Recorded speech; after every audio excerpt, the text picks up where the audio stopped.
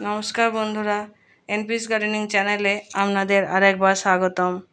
আজকে আরেকটা গুরুত্বপূর্ণ ভিডিও আপনাদের জন্য। বোগেনভেলিয়া গাছে প্রচুর পরিমাণ ফুল পেতে এবং গাছটি ঝাঁক মতো করতে এই সময়ে কিন্তু পরিচর্যা শুরু করে দিতে হবে। আর বসে থাকবার সময় নেই। আমার গাছগুলি খুবই বেড়ে যাচ্ছিল, তাই আমি আগে একবার কেটে রেখেছি।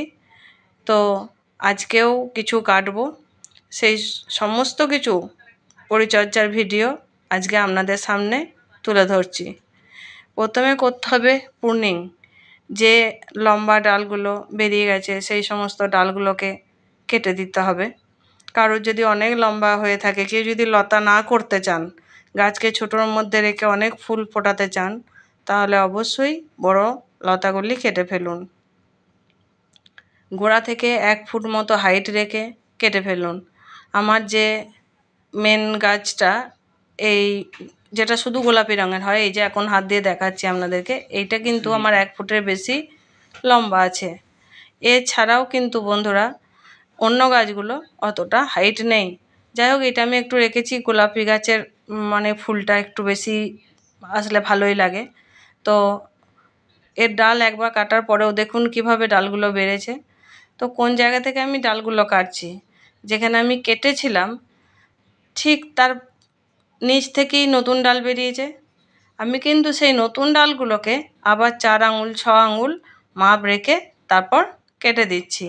কারণ ওইখান থেকে যখন আবার নতুন ডাল বেরোবে তখন কিন্তু আরও ঝাঁকঝাঁক হবে গাছটা, না হলে ওই ডালটাই লম্বা হয়ে অনেকটা বেড়ে যেত। তো প্রথম কাজ হচ্ছে বন্ধুরা, এই ডালগুলোকে ঠিকভাবে বাছাই করে কেটে ফেলা। তারপরের স্টেপ হচ্ছে এই যে গোড়ার কাছে নিড়েন করা। আমার দেখুন পর্তুলাকা ফুটেছে একটা এই গোড়াটাতে প্রচুর। তো এতদিন আমি ফুলটা নিচ্ছিলাম, ভালোই লাগছিল, তুলে ফেলি নাই। এই সময় তো এই পর্তুলাকাগুলো যেখানে সেখানে বেরিয়ে যায়, তো আমি ছিঁড়ি নাই। কিন্তু আর রাখা যাবে না, কারণ এখন থেকে এই গাছগুলোর গোড়ায় যে সার আমরা দেব তা কিন্তু ওই গাছগুলো আগাছা বা অন্য ফুলের গাছ থাকলে তারা কিন্তু অনেকটাই শোষণ করে নেয়। তাই খুব ভালো করে গোড়া নিড়ান করতে হবে প্রতি সপ্তাহে। এটা কিন্তু আপনারা মাথায় রাখবেন যে প্রতি সপ্তাহে টব কিন্তু নিড়ান করতে হবে, গাছের গোড়া নিড়ান করতে হবে নিখুঁতভাবে। আর কি করতে হবে, মাটিগুলোকে প্রতি সপ্তাহে 1 দিন করে খুঁড়ে কিন্তু 4-5টা উল্টে দিতে হবে এবং গাছের গোড়া কাছে একটু করে মাটি ধরিয়ে দেবেন যাতে গোড়াটা কোনোভাবেই নড়ে না যায়।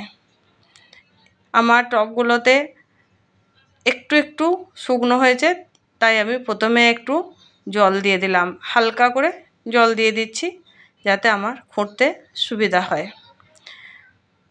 তাহলে এটা গেল দ্বিতীয় ফেজ, যে গাছের গোড়া বা টব ভালো করে নিড়ান করতে হবে। এর পরের ফেজে আসছে বন্ধুরা সার দেওয়া।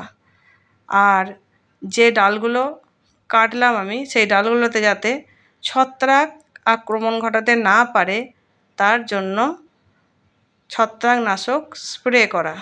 আমি সার্ফ স্প্রে করি, তো বোতলে কিছুটা সার্ফ গুলে নিয়েছি। এবার ওই কাটা জায়গাগুলোতে, গোটা গাছেই স্প্রে করব, কিন্তু কাটা জায়গাগুলোতে যাতে আমরা বিশেষ করে ধুয়ে দিতে পারি সেই দিকটা মাথায় রাখতে হবে আমাদেরকে। আবার যদি আপনারা দেখেন ডাল খুব মোটা হয়ে গেছে, সেক্ষেত্রে সার্ফ একটি ছোট্ট পাত্রে পুরু করে গুলে নিয়ে আঙুলের সাহায্যে বা তুলির সাহায্যে কিন্তু ওই মোটা জায়গাগুলোয় আপনারা লাগিয়ে দিতে পারেন। যেহেতু এবারে বর্ষাটা খুব বেশি, তাই ছত্রাকের আক্রমণও বেশি হয়, বিভিন্ন ধরনের পোকামাকড় আক্রমণ বেশি হয়, সেক্ষেত্রে গাছের একটু বিশেষ যত্ন নেওয়া কিন্তু দরকার। তো যাই হোক, আমি আজকে কোনো মোটা ডাল কাটি নাই, বা কাটলেও অতটা প্রয়োজন নেই, তাই আমি ছত্রাকনাশক গুলেই স্প্রে করে দিলাম। এইবার তা করতে করতে, ছত্রাকনাশক স্প্রে করতে করতে কিন্তু আমার মাটিগুলো একদম ভিজে গেছে। মাটি ভিজেই আছে, ওপরটা একটু শুকিয়ে গেছিলো বলে আমি জলটা হালকা করে দিয়ে ভিজতে দিয়েছিলাম। ছত্রাকনাশক স্প্রে হয়ে গেলে আমাদেরকে করতে হবে কি, যে এই মাটিটাকে উল্টে দিতে হবে। উল্টে দেওয়া মানে খুঁড়ে কিছুটা ভেতরের মাটি উপর দিকে নিয়ে আসা। তার কারণ আমরা যে সারটা দেবো সেই সারটা যেন একদম ভিতর পর্যন্ত যেতে পারে।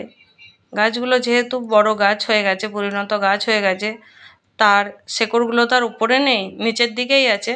তাই যে মাটিটা জল দিয়ে দিয়ে যখন মাটিতে চটান পড়ে যায় বা মাটিটা শুকনো হয়ে একদম নরম মানে প্লেন হয়ে যায়, তখন কিন্তু সারগুলো ভেতর দিকে যেতে চায় না।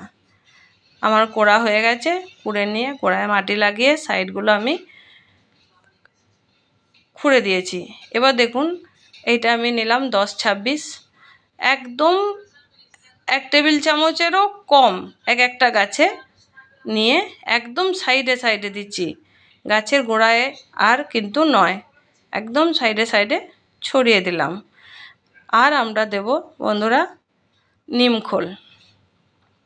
তো নিমখোল আপনারা বাজার থেকেও কিনতে পারেন, আর এটা আমার একদম বাড়িতে বানানো, নিজে হাতে বানানো।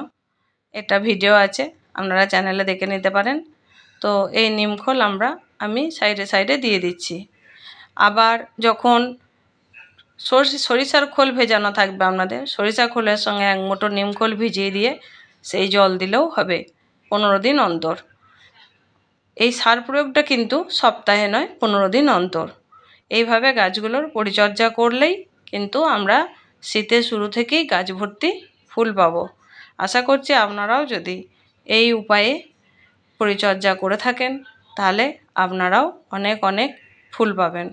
আর আপনাদের যদি ভিডিওটা ভালো লাগে থাকে আমার চ্যানেলটা অবশ্যই সাবস্ক্রাইব করবেন। আর আপনাদের যদি আরও কিছু জানার থাকে অবশ্যই কমেন্টের মাধ্যমে জানতে চাইবেন। আমি যথাসাধ্য চেষ্টা করব উত্তর দেওয়ার, এবং আপনাদের যদি কিছুমাত্র উপকার হয় তাহলে আমার অন্ততপক্ষে খুব ভালো লাগবে। বিদায় বন্ধুরা।